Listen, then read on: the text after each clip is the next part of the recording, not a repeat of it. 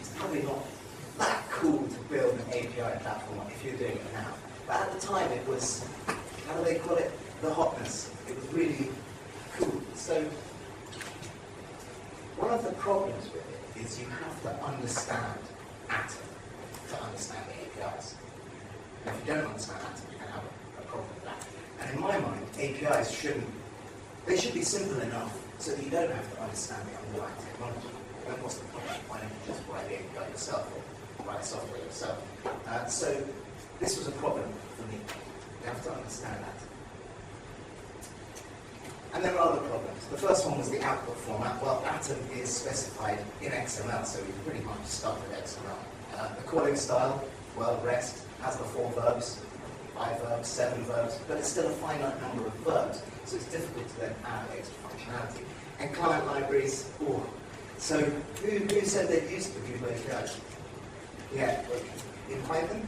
No, I just use it for the chart APIs. Right. Okay. By hand. So you build that long query scheme. Yeah. Has anyone used the Python G-Data library? Yeah. Was it YouTube? Sorry? YouTube. YouTube. Okay, cool.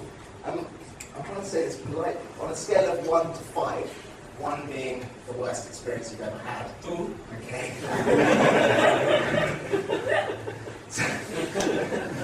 Just wanted to be polite.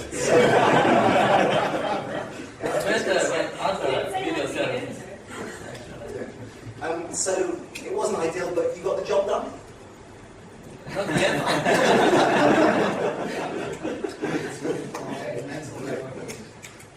No more audience. Okay, great. So the point I'm trying to make here is that the experience could have been improved for you somewhat. Yeah. Okay, that's all. So what now? Well, actually, what a year ago when they built this?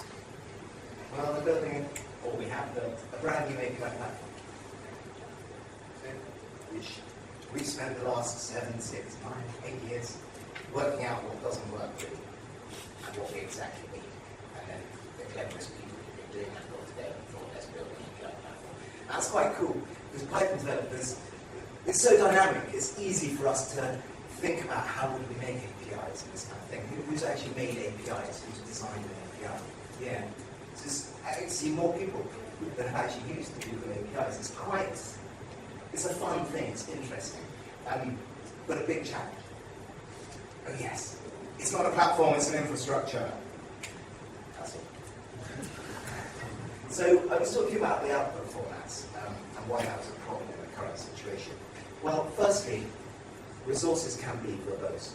Now, if you're if you want to change something, so say a photograph or your video, for example, if you want to change the video, you have to get the whole resource, you have to modify it, and then you have to push the whole resource back. And the resources can be really, really big. So that's not exactly ideal. Okay? Also, XML can be hard to parse on some platforms. So the new platform has partial operations, which are really, really cool. So if you want to get just a certain number of fields, you specify the fields that you want, and it's like a field mask, and it will return back to you. Again, if you want to do a partial put, this is even more useful. You can just set a few fields, and it does a patch-like operation. So these partial operations, because it's on this single platform, it's going to be rolled out to all the APIs. All the new APIs will just get this functionality. So that solves that problem. Yeah, think of mobile and other crappy connection situations. You see what I've done here? I've put the Android logo to try and subconsciously associate the word mobile with Android. Yeah, so you've got terrible bandwidth on a mobile, so you don't want bandwidth. Literally 10 times as much as you have to. You don't want to do that. XML can be hard to parse on some platforms. This is true. XML doesn't have native parsing support on other platforms. And it's a total pain on all platforms. I mean, it really is a pain in the ass. But it was cool then. So the new platform's got this thing called JSON. Who's heard of JSON? Awesome!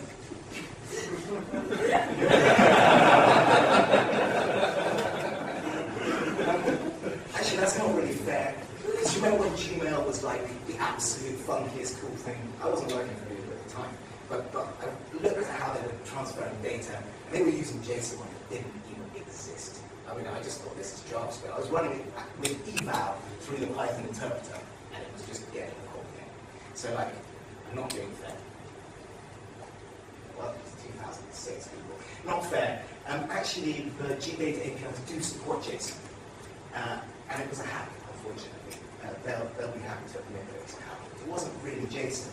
It was XML disguised as JSON. You see, XML is the evil red, and JSON is the not so evil yellow. But it was disguised, so they were actually mapping the whole thing, the whole hierarchy. Imagine having a tag that said tag equals shopping, so tag equals product name. Okay, attribute, it was all nested. It was just hideous with namespaces mapped to everything. Okay, almost worse than giving someone just XML, I think, because it just made the parsing. No. So it was just XML disguised as JSON. Even worse than that, it was a read-only operation. So we were taking the XML and then converting it into JSON and then sending it. And then you'd send JSON back, and you'd have to convert it back to XML. Sorry. Again, you can't blame them because this is growing organically. We need JSON and API, we need it tomorrow. Okay, well that's how you're going to do it. So it wasn't real JSON. And in fact, the services were exported directly to Atom. So Atom was the actual data model for the services. Okay, again, a debatable decision, but I can't blame them. Now the service is independent of the data. Well, that makes sense, doesn't it? So if you had to design this, you'd say, I want some universal data format that everything else can understand. And we do. Guess what format we use to store the data? Protocol buffers. There wasn't that one. So we use protocol buffers to store them. And then we use templates to bidirectionally convert from the protocol buffer to the required data format. And by templates, I do mean exactly like your standard web templates. If you use Django templates or Ginger templates, I'd love to show you the actual thing, obviously I can't. So you can imagine in the JSON structure, if you want to have a list of items, you iterate over a data structure, and it will look more like JSON. And it goes both ways. The templates have documentation for the attributes. That documentation later shows up in the client library documentation, the API documentation. So it's really specify your API in one place, and everything else will be okay, which is really nice. The data formats are now natural because each data format has its own specified template. You don't have JSON that looks like XML. Okay? It looks like normal JSON. Product name, colon, whatever it is. So that's really, really nice as well. And we support multiple inbound formats. So initially, there is Atom support and there is JSON support, but there are other formats that they can handle. And, for example, something like comma-separated values. You might think, oh, that's awful, but actually that's really, really useful in some situations to get a CSV back. So this is extensible for the format type. Okay. And it's compatible with future harvests. So we don't know what the next format is going to be. But we do know that when it arrives, very, very, very quickly, we can shift over to whatever that new format is. Yes? What about protocol buffers? Yeah.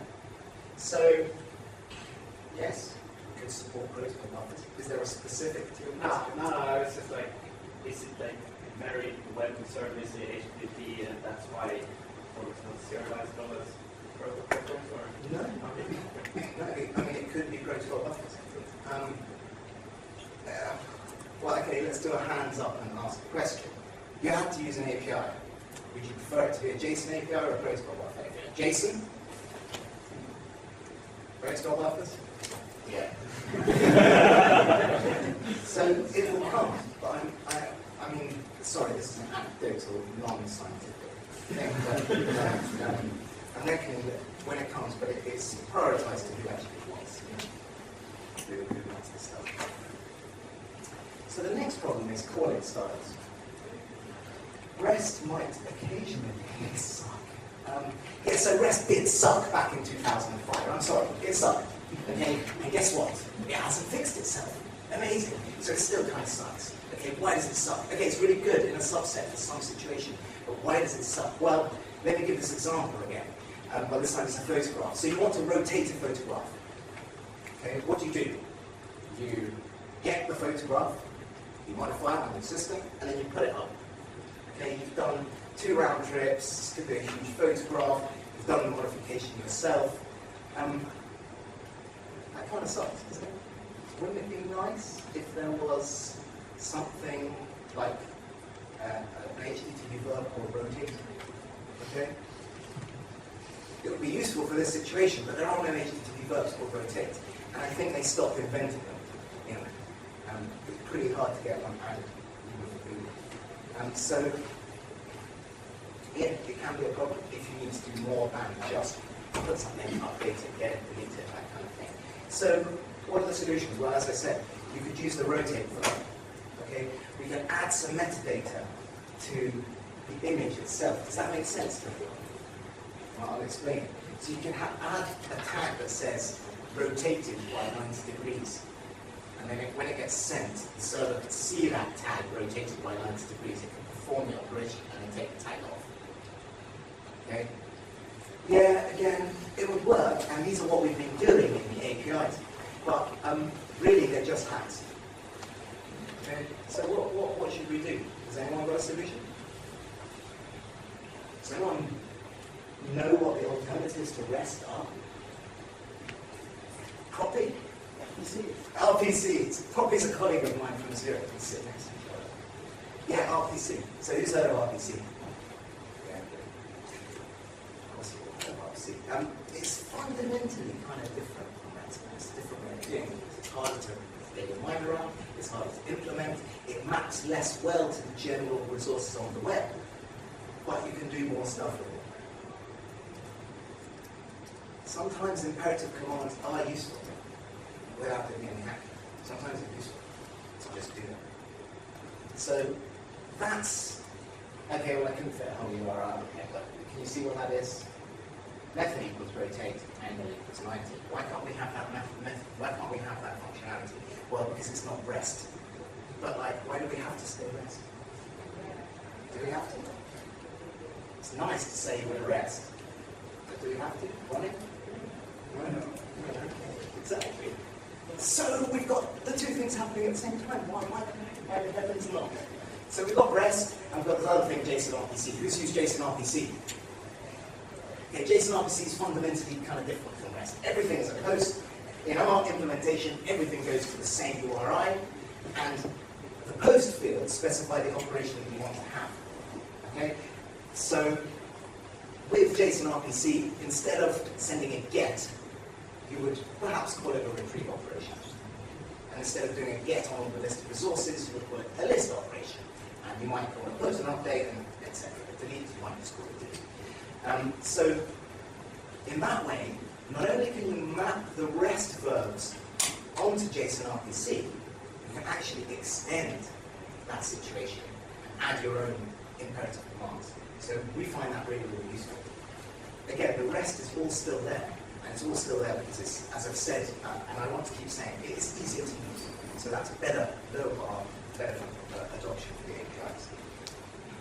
So basically, you can use what suits you. See what I've done? I'm trying to make sure that you've got a choice. You have to have an iPhone. And it's really hard to do. So yeah, sorry. So basically, use what suits you. Okay? And then the final issue, and this is where we work properly. We work in client libraries. We have to keep this stuff. It's really, really, really, really hard to keep your client library up to date when it's got 100 APIs in the same library. Okay, Google engineers, this is the line. Google engineers are really innovative people. So they're constantly adding new features, but someone has to chase after these new features and make sure that they actually work for people who are using them. Okay, so every time you release a new feature for a new API, you have to release the whole library. Okay, that's really, really, really, really painful. And it's not just that, it's for all the languages as well. So, like, we just scaled it in like 2 dimensions. It's just horrible. The Python library is particularly heinous if you're a Python developer of any experience, because you map one XML element to a class. Okay, that sounds reasonable. Okay, I've just written a library for an API with 60 elements.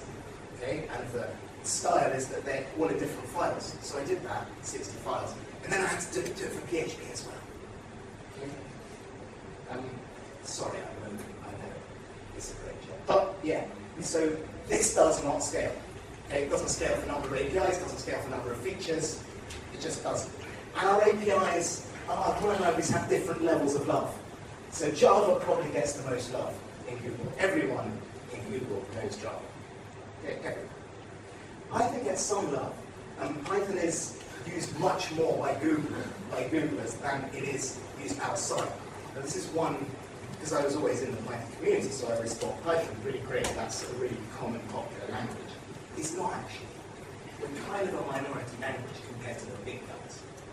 Okay? So not that many compared to Java. But the Python library gets disproportionately large amounts of love. And compared to the ones that are used the most, like,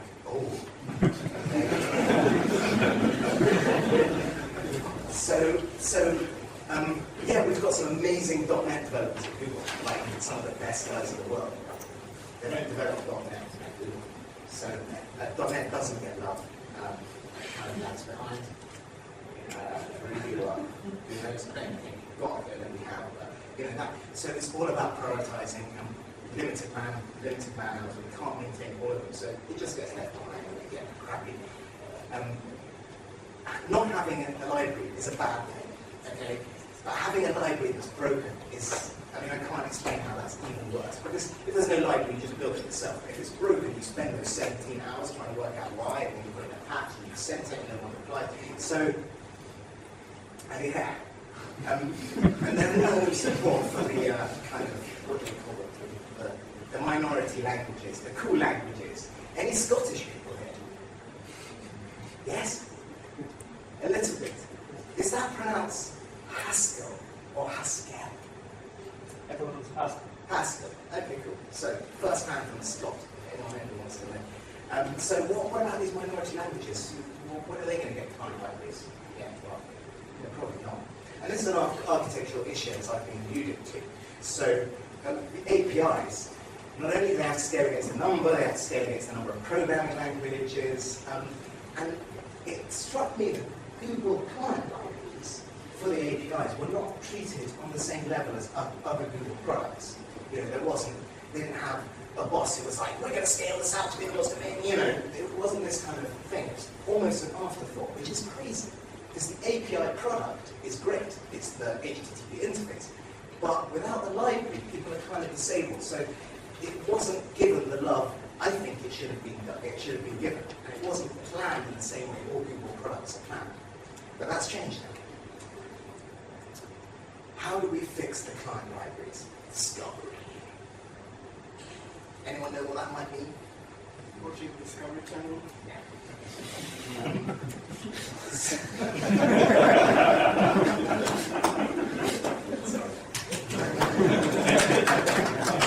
Dynamic discovery, not just discovery. Yeah. Dynamic discovery. Okay, what do I mean? Well, there's a discovery document that describes the API. Okay, this is ringing bells in your mind. It's like, what do they call it? WSDL. You know WSDL? WSDL, yeah. It's just like, oh my god, why don't you use WSDL? Have you seen WSDL? Yeah. Okay, so actually this is based on another similar thing to WSDL that the name escapes me. I'm sorry, and kind of ported to JSON. So actually we did use the same concept as WSDL, but it doesn't look like this keyless bit of XML. So you can pass it anywhere. It describes the API, it describes the methods, it describes the parameters for the methods, what type of parameters they should be, what their bounds should be. Anything you can think about the API, like what are the icon logo for that API? Okay? Everything about it is in there, description, labeling, authorization, all this stuff. And that's great, you can just get that document. And you fetch it using an API. How good is that? Okay? I call this here the API for the APIs.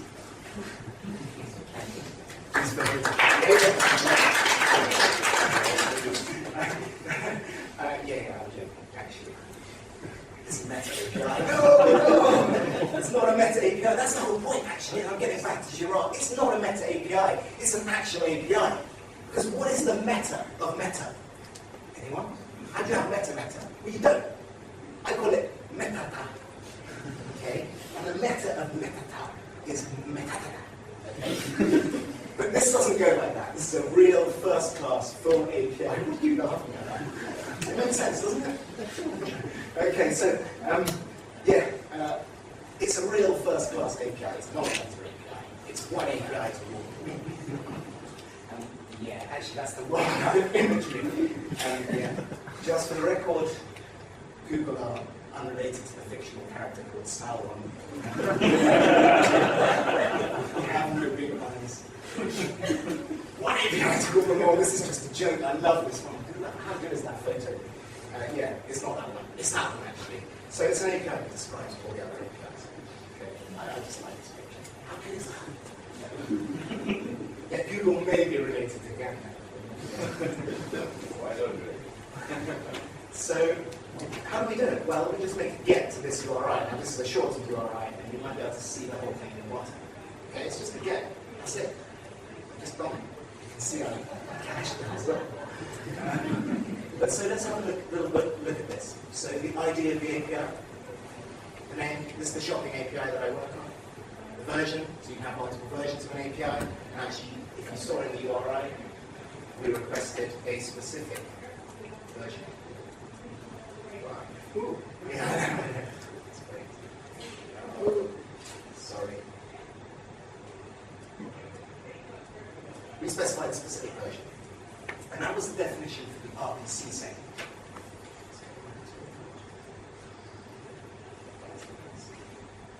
So that's the RPC description, and those are the icons that I was telling you about. Look. Special ones, link to documentation, labs, all our APIs are coming in labs, don't know what that means, I mean, the default state. And this is the type, so this is the protocol using RPC. You can see inherently that the platform is extensible to add other different types, other different protocols, ways of getting data. And now we're starting with the parameters. So the first one is the out parameter. I won't go through all of these, don't worry, but it's just an example.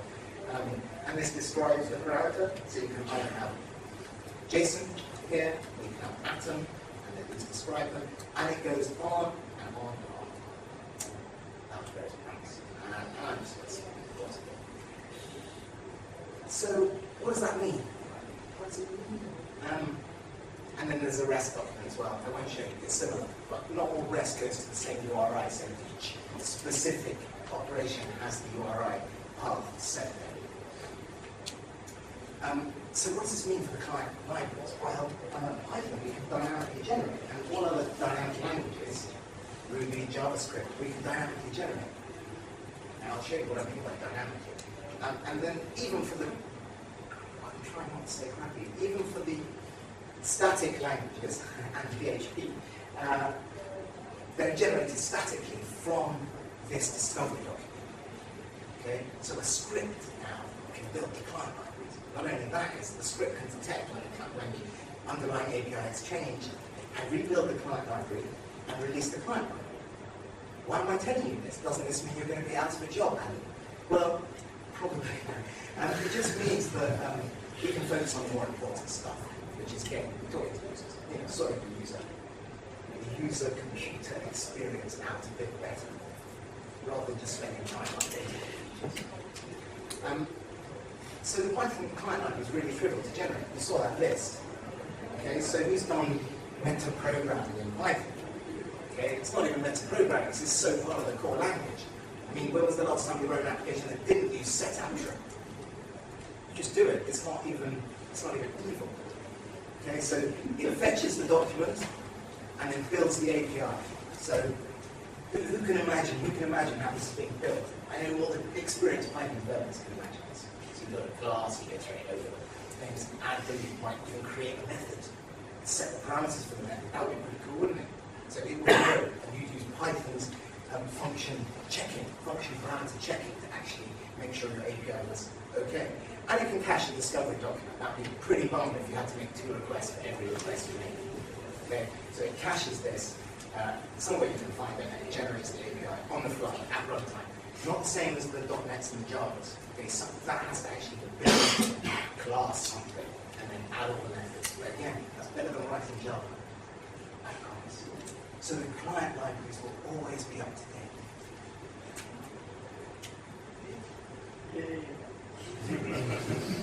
Yay for me. This dude's happy. Android is just nothing to do with English. And it means we can do lots of other cool features. So with a single call, you can find out the entire map of all the APIs, all of the Google APIs, what the functions are, what the parameters are, everything. And so that means we can build cool stuff like this, the Google API Explorer. So this is just, well, it's built by Google, but it may as well be a third-party application. It uses the API. We'll go to my API. It's just using the discovery document now, slowly it will be. And it tells you what methods we've got. We're going to list. And we probably can't see.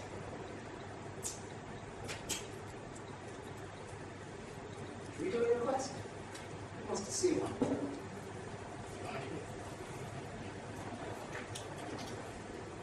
So you go through and you enter some parameters. You can see this has a star on it. Do you see that? That's just because in the definition it's specified as required. And it just filters all the way through. Actually, country is not specified as required, but I need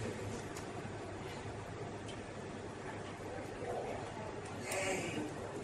So look, we made the request, and there's our JSON back. And look, it looks like normal JSON, I promise. Link, ID, modification. So this is just dynamically built. So now, it's one of the knock-on effects of having this dynamically created API, is that you've got all this cool stuff. This was, probably took one engineer 7 minutes or something to write in between the breaks. But really, really useful, and just a reduction in our maintenance headache. Also, we've got the API console, because it's for a single platform.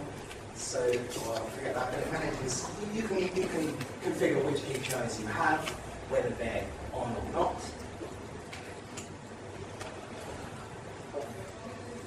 One more second. Yeah. I can show you that here. And it's got loads of other features in it, because it's all a single API that's been designed and it hasn't been organically grown. All of this stuff is great, and it works for all the APIs. So authentication, authorization. Okay, so all the APIs will support client login. That's our client login. Make a request to log in. They will support auth sub, which we invented ages ago to get around the fact that no auth didn't exist. That's what no auth is, what no auth 2. So all the auth, and it's usable on all the APIs. They've all got access configuration. So you log into a console and you say, I only want this API, this IP, to access the API as me, and it will only let that happen. How great is that? Okay, you can say, I want to allow cores. Who knows about this thing, cores? Cross-origin, something, resource specification. Yeah. Who knows about that? So it's a way that you can get around this cross-domain problem. So the server says, oh, okay, you're saying you're allowed to make cross-domain requests, fine. And so you can do that kind of thing. It's all configurable by anyone for all your APIs. There's key and quota management. That just wasn't there before. So you can get quota, you can increase your quota, see how much of your quota you're using. Really, really, really useful. And logging. Okay, this is something I really didn't understand before I joined Google. And logging's easy, isn't it? You just write the stuff to a text file, isn't it? Actually, I think logging is like one of the hard problems. One of the NP hard problems. No. Because you've got 2.5 billion requests a day on N data centers. That's a large number that I can't tell you. So how on earth do you get the logging?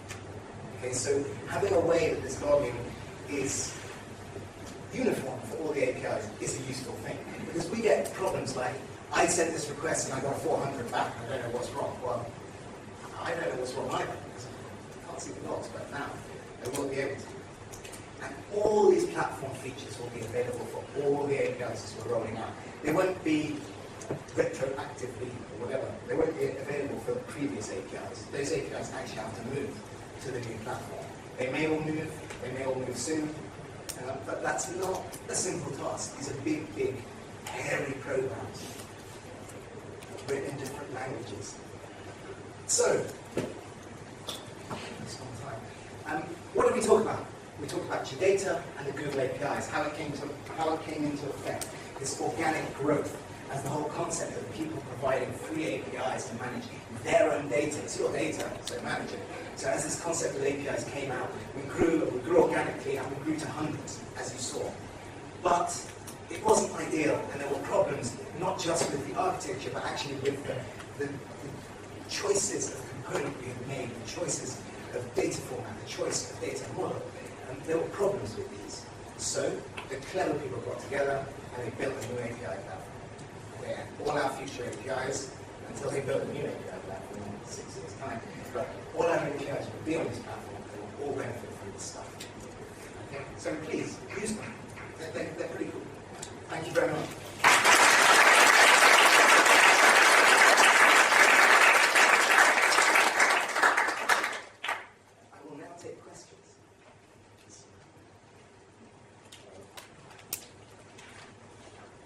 That you generate a client library dynamically, but there's also a client program above it that uses this API.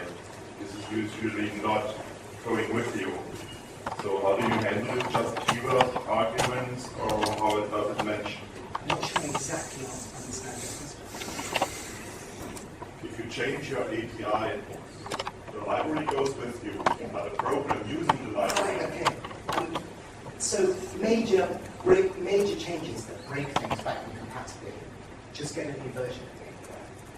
Okay, so all backwards compatible change. So if we're using the shopping API, because I know that's what we do. So you use the shopping API, and we're going to break it. So your discovery is linked to V1 of the shopping API. So when we break it, we'll release V2, so you won't break. And that will have a proper 3-year rollout analysis of each thing. So even you can fix it in 3 years. So yeah, so hopefully that solves that problem. And that was a problem that we had before, because we changed the client library, and then everything would break. So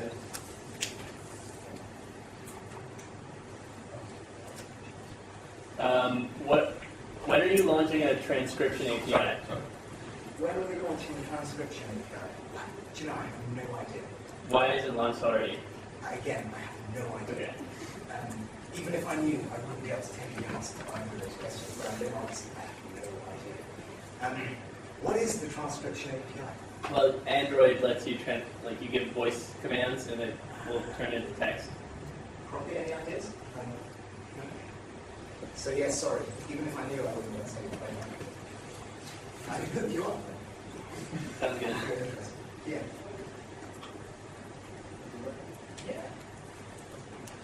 Yeah. I want to use the tools that you use to build the API. Yeah. How much of that is available? Almost none. Okay. Now, if you look back in IO 2010, there's a video that's the only public ever snippet of the tools we use to make APIs. It's kind of embarrassing, really, because you're imagining this huge, amazing stuff, but actually it's like this web form that says enter your API name. And like, what parameters do you want for this method? It's like, I could write this API. It's that easy. And it's like weird, it's horrible.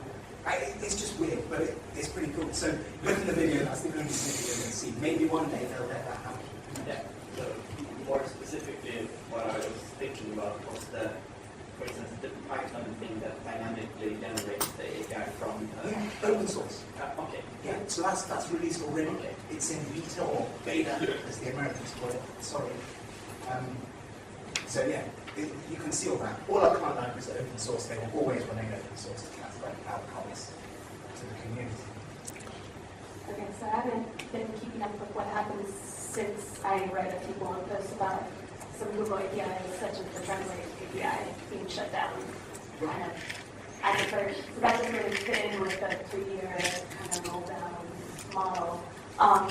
What is the guarantee that these APIs are going to be available even in the next 6 months? Well, So I kind of, it wasn't a funny joke, but I half made it. Did you notice the labs tag? So when APIs are in labs, we don't make a formal promise about what happens. Correct me if I'm wrong, but when they're out of labs, we make a promise that we will not decommission this API within 3 years. So, yeah, I agree with you. It's not ideal. And I can appreciate the fear in building something and investing in something that might crash. So, is that what? Yeah, I'm just always curious about decommissioning a free API before trying to charge for it, for example. Right. And charging is another thing. Again, these are not Google's opinions, but it seems that we don't like charging for APIs. I mean, we don't like money. I mean, I like free APIs, but I'd rather pay for an API that is useful than have it not exist. And that's maybe that's why we don't take people's money. Because then you're like, where's that API? The big APIs that get used a lot, we really can't manage them. I mean, one example is Google Base, that they've been trying to get. Google Base is this awesome thing. It's this like database that can store any arbitrary data, way ahead of its time. Okay, like many years old. But the principal use was for shopping data. Now we decommission there, we've got a specific API for shopping data. But we're trying to do it properly. You know, we wrote to everyone a year ago. That wasn't even out of labs. So we try and do it properly. Actually, for the Translate API, the blog post did get a lot of bad feedback.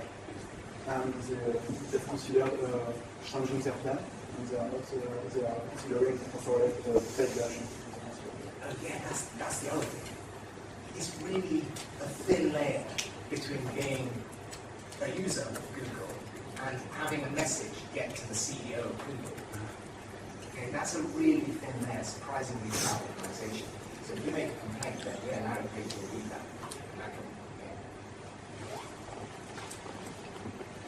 Yes. I'm going to stick with HTTP. So the question is, are you going to stick with HTTP? Yes for now. But as you saw, the platform is extensible to other, not only protocols within HTTP, but other cool protocols. Maybe we won't even stick to TCP. We've seen this awesome 0MQ. 0MQ, yeah, so we might not even stick to TCP, but the point is the platform will extend itself to other areas. Gdata won't, right? Gdata. Yes? How about your hacked APIs like Google Reader? I'll hack APIs. So Google Reader doesn't have an API, Right. but there's like a huge ecosystem around it. Right. Comments? So you're using some kind of scraping to get the data. Yeah. Okay, well, probably best you don't tell me about that because scraping is always going to be against the terms of service. But yeah, we do try and prioritize. The most requested API was the Tasks API that we released last month. So if there is a genuine demand for a reader API, then it will be built. Again, possibly because we don't charge for these APIs, the priority might not be where you would imagine it.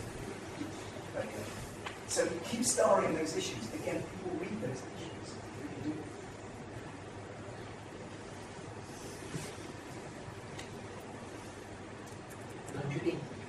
Don't you think that the HTTP protocol is heavy? What about the binary protocol to use to improve speed?